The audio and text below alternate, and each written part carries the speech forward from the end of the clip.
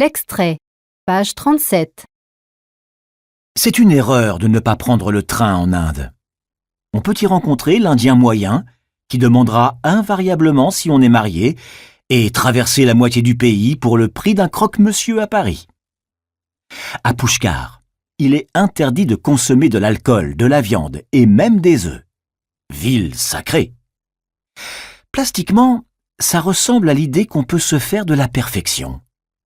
Les maisons blanches sont bâties autour du charmant petit lac où les pèlerins, sur les ghats, font leurs ablutions.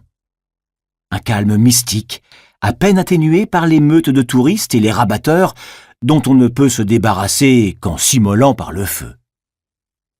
Un temple domine le sommet d'une colline, toujours prendre de la hauteur. Je grimpe du pas paisible du promeneur pimpant, le regard perdu sur les reliefs du Rajasthan. Arrivé en haut, je m'assieds sur les marches de l'édifice pour profiter du paysage, quand je me fais sauvagement attaquer par une horde de singes en furie. L'erreur, j'ouvre le sac plastique contenant mon goûter. Les petits salopards connaissent le bruit par cœur. Plastique égale manger. En moins de 3 secondes, 4 singes s'approchent de moi, agiles et féroces, suivant une tactique d'encerclement éprouvée par des millions d'années d'évolution au contact des touristes. Pas des ouistitis, des gros singes, un bon maître, tout en attitude d'intimidation. Je me lève pour les impressionner de ma stature, je suis plus grand qu'eux. Ils ne sont pas impressionnés. J'agite les bras pour les impressionner de mon envergure d'Homo sapiens. Ils ne sont pas du tout impressionnés.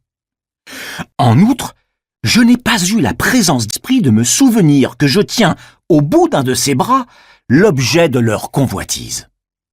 Le plus hardi, d'un coup de patte fulgurant, subtilise mes biscuits et s'enfuit à la vitesse du singe. Je suis stupéfaction. Je suis colère et frustration. Je suis vengeance et humiliation. Je suis très vexé d'être moins malin qu'un singe.